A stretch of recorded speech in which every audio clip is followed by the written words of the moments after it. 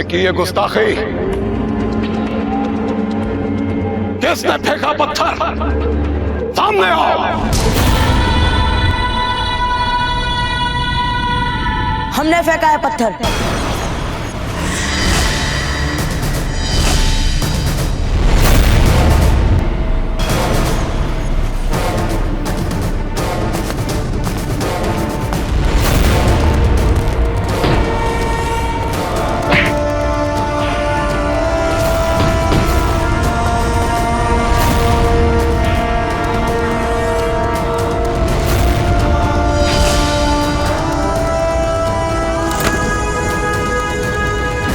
कोई बीच में नहीं आएगा।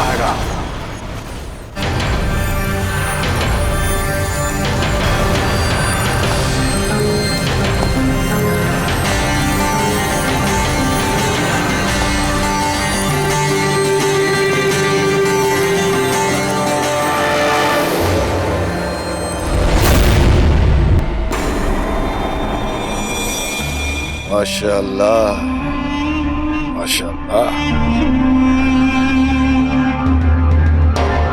बहुत खूब।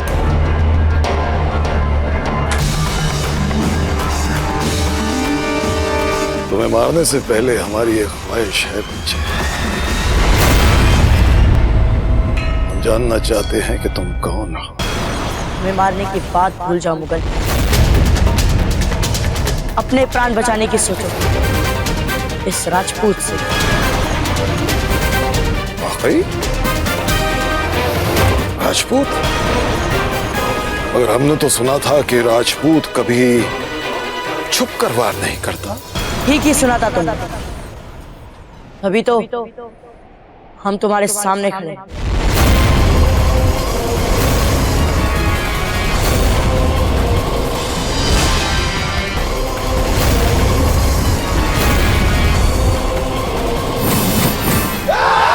रुक जाओ, खबरदार जो कोई आगे आया तो गर्दन उड़ा देंगे हम।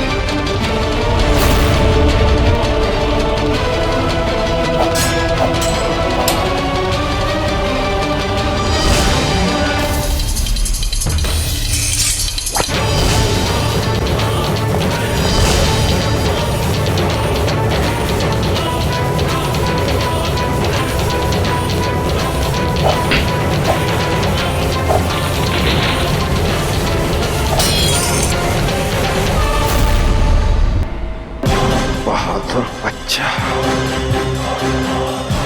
जहां अच्छे अच्छे जंगजुओं के हाथ कांपने लगते हैं हमारे सामने, तलवारें फिसलने लगती है, वहां तू बैरम खान के हर वार से बच रहा है।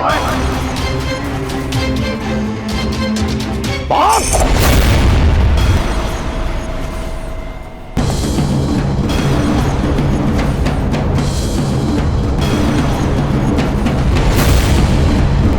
राणा जी, हमें शीघ्र ही चलना चाहिए, अन्यथा अनर्थ हो जाएगा। चलिए।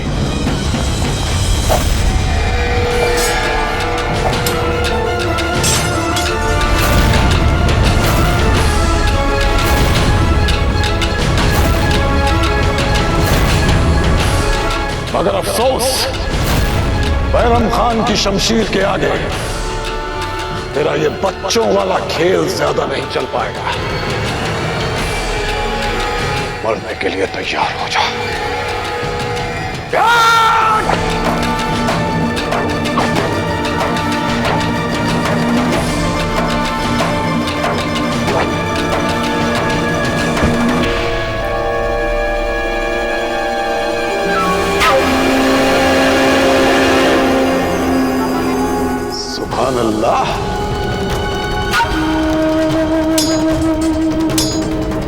उदय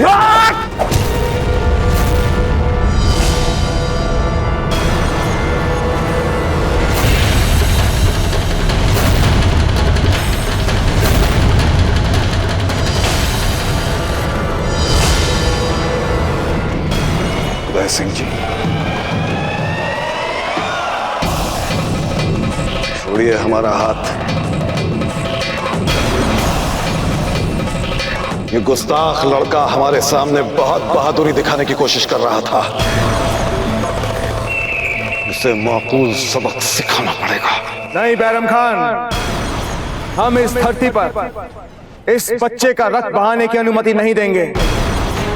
ये क्या कह रहे हैं आप राणा जी? एक मामूली से गुस्ताख लड़के के लिए बैरम खान से अदावत? क्या हो गया है आपको? आप जैसे दानिशमंद राजा को तो अपने नफे नुकसान के बारे में सोचना चाहिए। और आप अच्छी तरह जानते हैं कि ये जो सलूक आप हमारे साथ कर रहे हैं, इसका असर आपकी पूरी रियासत के मुस्तकबिल पर पड़ सकता है। पूरी रियासत के लिए खतरा, और वो भी एक गुस्ताख लड़के के लिए। क्या यही है आपकी सियासी समझ, आपकी दानिशमंदी यही है? छोड़िए बैरम खान, हमारे यहाँ संबंधों की परिभाषा और नियम आप लोगों से कुछ भिन्न होते हैं। हमारे यहाँ मेवाड़ का कोई भी बच्चा, चाहे वो राज परिवार का हो या साधारण परिवार का, उसे मेवाड़ की संतान माना जाता है। और हम मेवाड़ की भूमि पर किसी भी मेवाड़ की संतान का रक्त नहीं बहने देंगे। ठीक है, हम आपकी सरजमीन पर आपके उसूल मान लेते हैं। इस गुस्ताख का खून यहां नहीं बहाएंगे। इस लड़के को खींचते हुए मेवाड़ से बाहर ले जाते हैं और इसे तहजीब की 2-4 बातें सिखाकर मार देंगे। बैरम खान, ये मत भूलो कि इस समय आप मेवाड़ की धरती पर हैं। हमारे एक संकेत पर मेवाड़ की पूरी सेना, तो पूरा मेवाड़ आपके और आपकी पूरी सेना के टुकड़े टुकड़े कर सकते। वैसे भी बैरम, आप अपने बादशाह का मैत्री संदेश लेकर आए थे हमारे पास। क्यों अपने आचरण से युद्ध की परिस्थितियों का निर्माण करना चाहते हैं, जबकि आप भी अच्छी तरह से जानते हैं कि इस समय मुगल की सेना स्वयं अपना पुनर्निर्माण करने में लगी। ऐसे में हमारे साथ मैत्री के स्थान पर युद्ध, क्या सुविचार होगा? कुछ भी करने से पहले सोचना जरूर बैरम खान। राणा जी,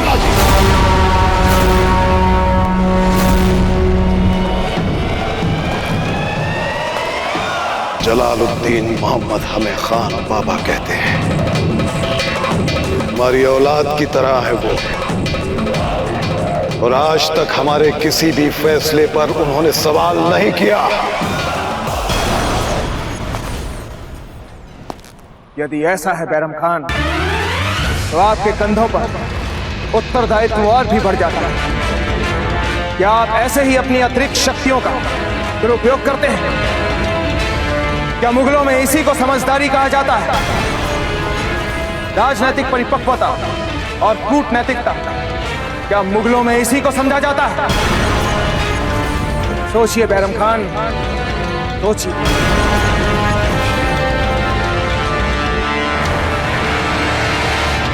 बैरम खान, आपके लिए अब यह उचित होगा कि आप इस प्रकरण को यहीं भूलकर अति शीघ्र शांति से दिल्ली वापस लौट जाएं। और हम आपको वचन देते हैं कि इस दुर्घटना को इतिहास के गर्भ में इस तरह समाहित कर दिया जाएगा कि भविष्य में कोई भी व्यक्ति इसकी चर्चा भी नहीं कर पाए।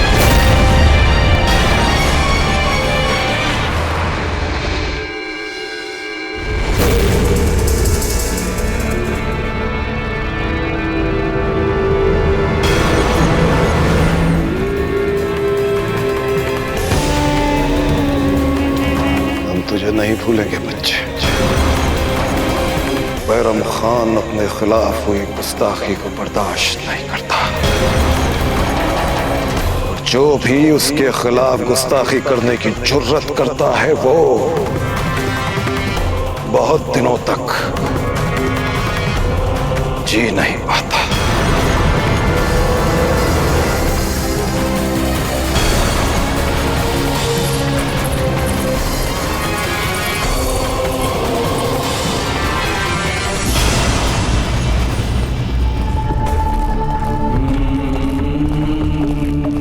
बाजीराज, मेरी आपके मन में आत्महत्या के लिए इतनी इच्छा छिपी है तो हमें बता दीजिए।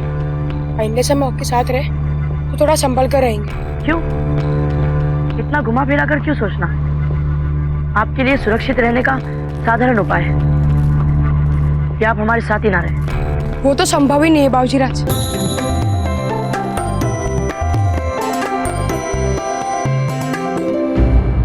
हमें जो लगता है यदि हम आपसे स्पष्ट कह दें तो बुरा नहीं मानेंगे।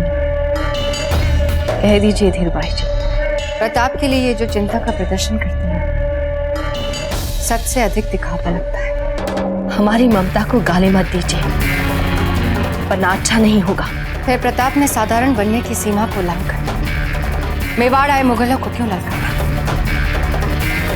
वो कहते हैं कि बादशाह अकबर के बाद मुगल साम्राज्य में सबसे अधिक शक्तिशाली जिसे माना जाता है बैराम खान। प्रताप ने उसी के सैनिकों के सामने उसे चुनौती क्यों दी? सारे मेवाड़ में फिर से प्रसिद्ध हो गए ना कुंवर प्रताप। दीजिए, कुंवर प्रताप के लिए हमारे मन में जो प्रेम है उसके प्रभाव से आप हमारी क्षमता और हट को निर्बल नहीं समझ रहे। नहीं, हमें ऐसा नहीं लगता, क्योंकि हम जानते हैं आपकी महत्वाकांक्षाओं की कोई सीमा ही नहीं है। हमारे मन में जरा भी संदेह नहीं है कि आप हर प्रयास करेंगे वो पाने के लिए जो आपको चाहिए। यही सुनना चाहते थे हम जी। कुंवर प्रताप की जय जयकार हम नहीं सुन सकते, ये तो जानती है ना।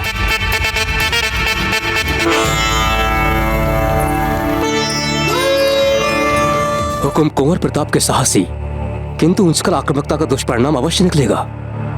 हमें अब मुगलों के कठोर प्रत्युत्तर के लिए तैयार रहना चाहिए। हुकुम, बैराम खान के अपमान को मुगल सल्तनत चुपचाप नहीं चाहेगी। हुकुम, निसंदेह आपका कहना उचित है, किंतु ऐसी परिस्थिति में मेवाड़ का कोई भी स्वाभिमानी पुत्र इन मुगलों के साथ वही करता तो इस समय बाजीराज प्रताप ने किया।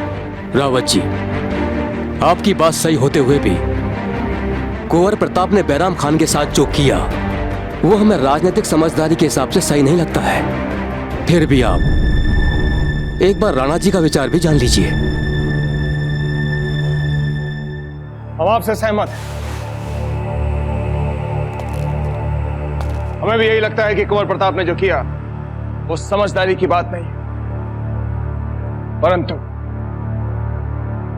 जो हुआ ठीक हुआ। जो काम हम मर्यादा में बंद कर किले के भीतर नहीं कर पाए वो काम कुंवर प्रताप ने बैरम खान के साथ किले के बाहर कर दिखाया।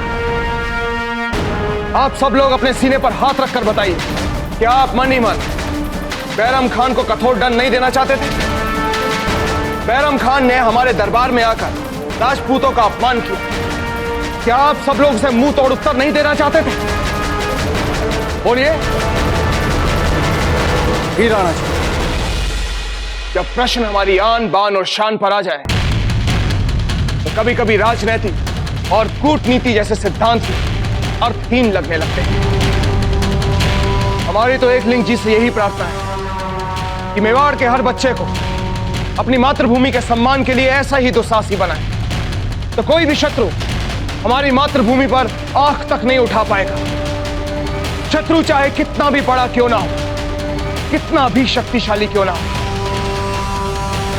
यदि हमारे बच्चे बच्चे में निर्भीकता और देशभक्ति हो, कोई हमारा बाल भी बांका नहीं कर सकता। खम्मा गढ़ी महाराणा, महारानी सा जयंताबाई ने आपको अभी मिलने के लिए याद किया है हुकुम। खम्मा गढ़ी बाबूजी राज, खम्मा गढ़ी बाबूजी राज। आपने जैसे उस मुगल सरदार को चुनौती दी, उसी समय हमें लग गया कि आप ही हमें उस नरभक्षी बाघ से बचा सकते हैं। हम रात दिन उस बाघ के डर में जी रहे हैं। हमें बचा लीजिए बाबूजी राज, हमें बचा लीजिए। हम आपके ही प्रजा हैं बाबूजी राज, हमें बचा लीजिए।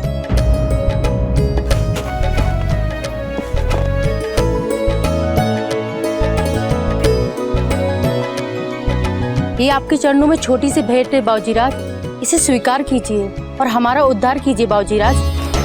वैसे भी आज रात हम उस नरभक्षी बाघ का शिकार करने वाले हैं। आप सब यहीं ठहरिए।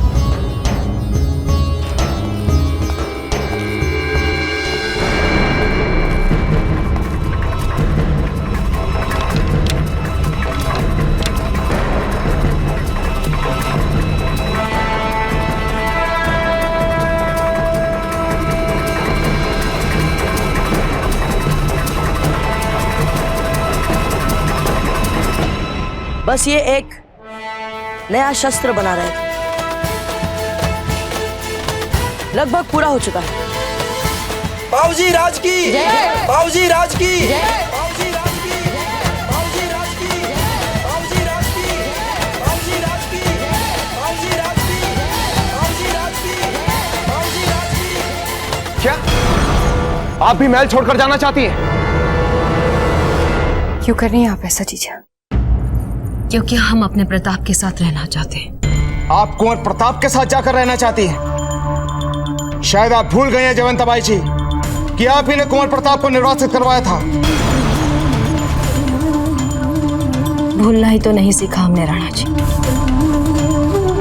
हमें सब कुछ याद है, सब कुछ। इसलिए तो हमारे प्रताप के साथ रहकर हम अपने किए का प्रायश्चित करना चाहते हैं। धन्य है जयवंताबाई जी, आप धन्य हैं। पहले तो आप हमारे प्रिय पुत्र को हमसे दूर करती हैं और फिर उसी पुत्र के साथ जाकर रहने जैसी धृष्टता वाली बात करती हैं। आपने सोच कैसे लिया कि हम इस बात की आपको अनुमति देंगे? क्यों कर रही हैं आप ये सब चीजें? वैसे भी राज्य मुगलों के आने से समस्याओं में घिर चुका है। ऐसे में आप भी महल छोड़कर चली गई, तो राणा जी क्या उत्तर देंगे प्रजा को? धीरबाई जी, आप भी ये अच्छी तरह से जानती हैं कि मेवाड़ की प्रजा राणा जी को पूछती है। यदि प्रजा ने राणा जी को प्रताप के निर्वासन पर क्षमा कर दिया है, तो फिर हमारे महल से जाने पर भी वो राणा जी को कोई प्रश्न नहीं पूछेगी। और वैसे भी हम सदा सदा के लिए थोड़ी ना जा रहे, कुछ ही दिनों की तो बात है। जैसे ही प्रताप बड़े हो जाएंगे, अपने पैरों पर खड़े हो जाएंगे, अपनी सुरक्षा को स्वयं करने में सक्षम हो जाएंगे, तब हमारे पुत्र को आपकी सुरक्षा की कोई आवश्यकता नहीं है जयवंताबाई जी। पूरे मेवाड़ की सुरक्षा हम जिसे सौंपने वाले थे, उनकी सुरक्षा आप करेंगे। समझ गए? बात कुंवर प्रताप की सुरक्षा की नहीं है, बात आपके बड़े षड्यंत्र की अंतिम चरण की है, जिसमें पहले तो आपने कुंवर प्रताप को हमसे छीना, मेवाड़ का उज्जवल भविष्य उनसे छीना, और अब कुंवर प्रताप को केवल अपना बनाकर उन्हें सदा सदा के लिए हमसे दूर कर देना चाहती। नहीं नहीं राणा जी, आप गलत सोच। बस जयवंताबाई जी, बस। अब आपकी किसी भी बात पर हमें कोई भरोसा नहीं रहा। एक राजा के अधिकारों का उपयोग करते हुए हम आपको महल छोड़ने की अनुमति नहीं देंगे, समझिए? अगर हमारा पुत्र हमें नहीं मिला तो आपको भी नहीं मिलेगा।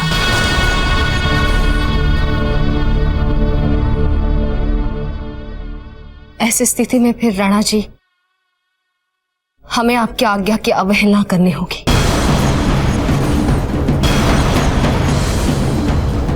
तो ठीक है जयवंताबाई जी, आज इसी क्षण से हम आपको मेवाड़ की महारानी के पद से मुक्त करते हैं। हमारे और आपके बीच सभी संबंधों से मुक्त करते हैं। हम समाज के लिए विवाहित रहेंगे, परंतु आज से आप हमसे पति पत्नी वाले संबंधों की उम्मीद मत कीजिएगा। व्यवहारिक रूप से हमारा वैवाहिक संबंध आज से इसी क्षण से समाप्त होता है, सदा सदा के लिए समाप्त होता है जयवंताबाई जी।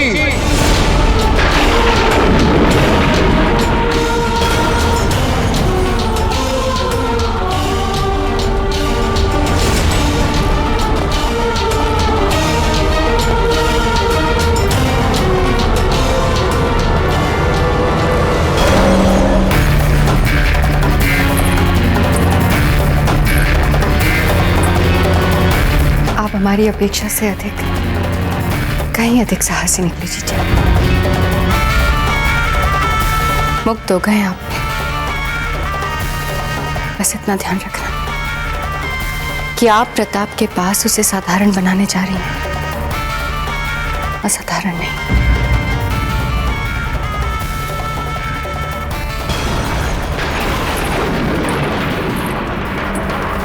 यहां से यहां तक।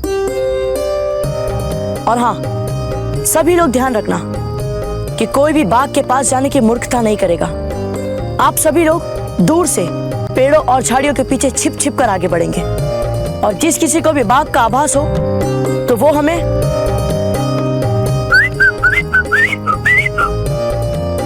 जो संकेतित भाषा हमने बताई है उस भाषा का प्रयोग करके हमें बाघ के बारे में सूचना देगा।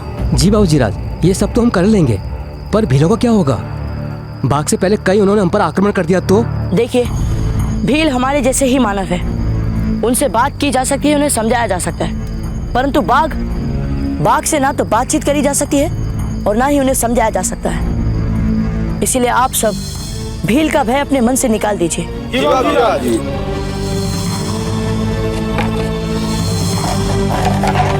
चलिए, रुक जाइए।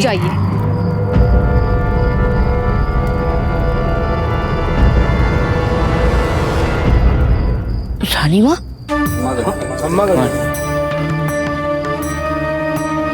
आप सब अपने अपने घर जाइए। पर रानी माँ, हमने कहा ना, जो आज्ञा महारानी सा। चलो सब लोग।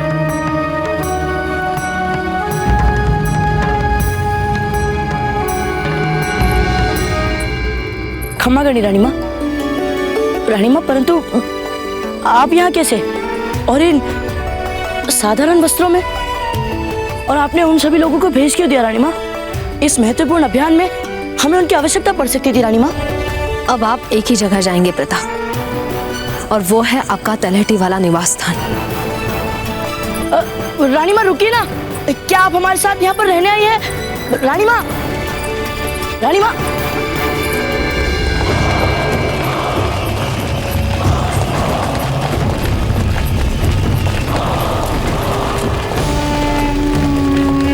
राजा के स्वागत के लिए दूसरा राजा महल के द्वार पर उपस्थित होता है। किसी भी दूत के स्वागत के लिए कोई भी राजा मुख्य द्वार तक नहीं जाता।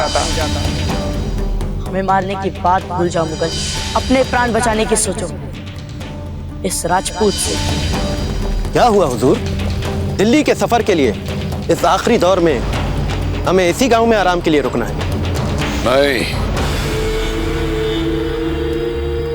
इस पूरे गांव को जला के राख कर दो। लेकिन हुजूर, इस गांव से तो हमारी कोई दुश्मनी भी नहीं है, तो इसको जलाने की वजह? गुस्सा। इस वक्त हम बहुत गुस्से में हैं अफसर। और तुम जानते हो कि जब हमें गुस्सा आता है तो हम सामने वाले को मार मार के उस गुस्से को उतारते हैं। इस मेवाड़ की सरजमीन पर हमारी बहुत तौहीन हुई है। पहले उदय सिंह के दरबार में और फिर वो बच्चा।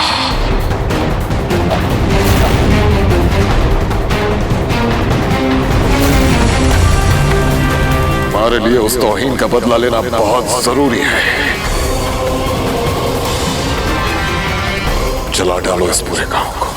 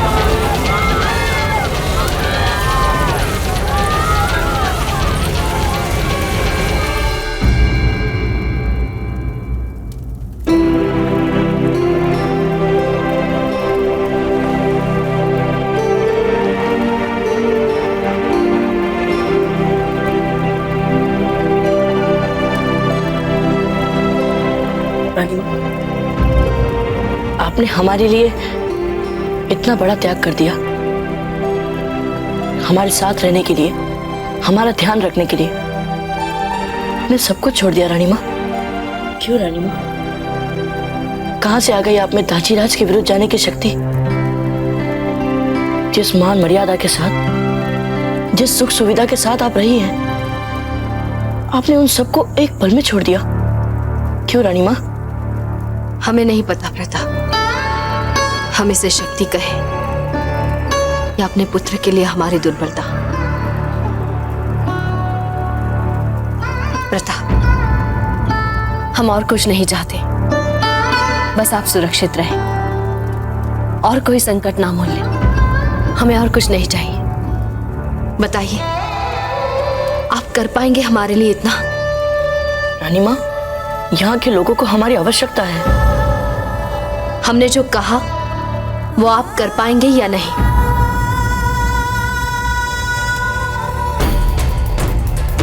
आज से बिना हमारे अनुमति के आप घर के बाहर नहीं जाएंगे। आज से इस बात का निर्णय हम लेंगे कि आपका घर के बाहर जाना सुरक्षित है या नहीं। रानी माँ, इसका अर्थ एक प्रकार से ये हुआ कि हम इस घर में बंदी हैं। आप जो चाहे निष्कर्ष निकाल लें, पर हम इस बात पर और कोई समझौता नहीं करेंगे।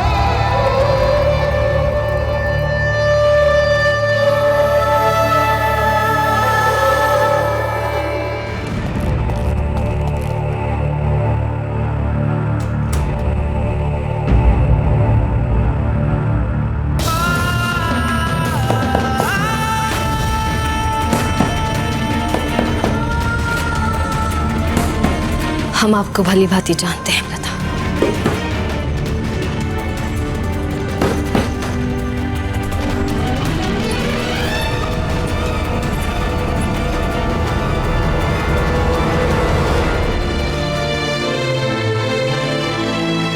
बाबूजीराज,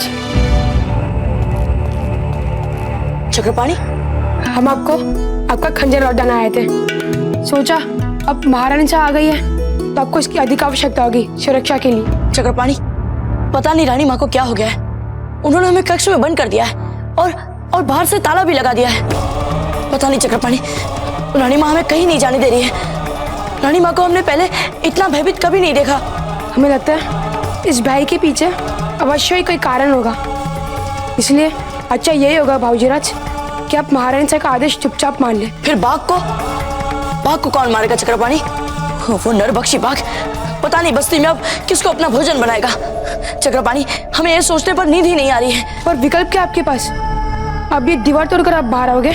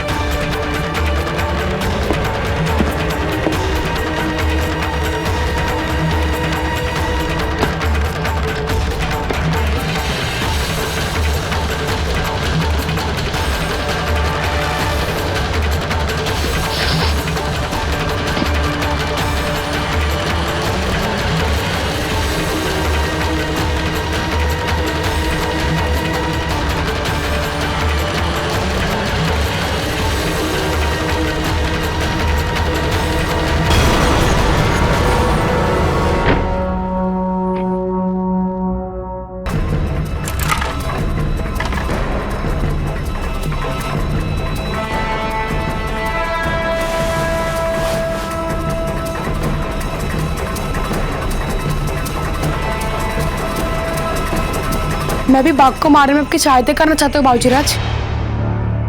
चक्रपाणी, नरभक्षी बाघ का शिकार तो हम कर ही लेंगे।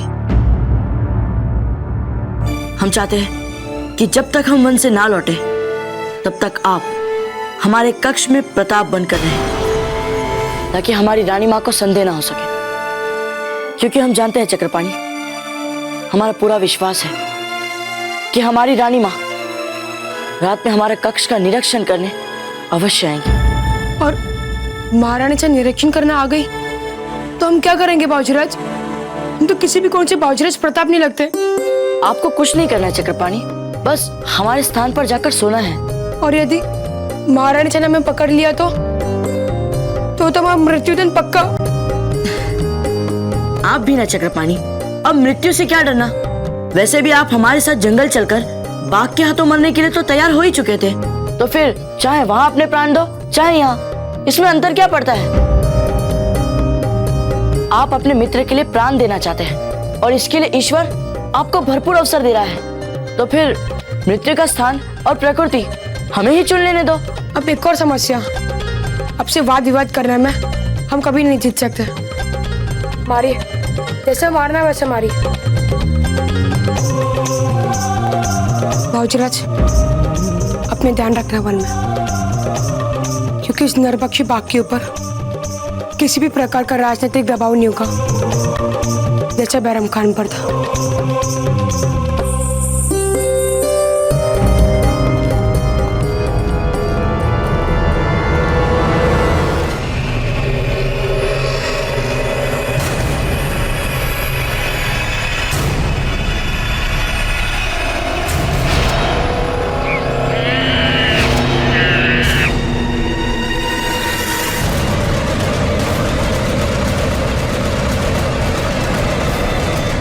तो बाघ हमें नहीं देख पा रहा है, कोई बात नहीं, हम स्वयं अपने आप को तुम्हें दिखाएंगे।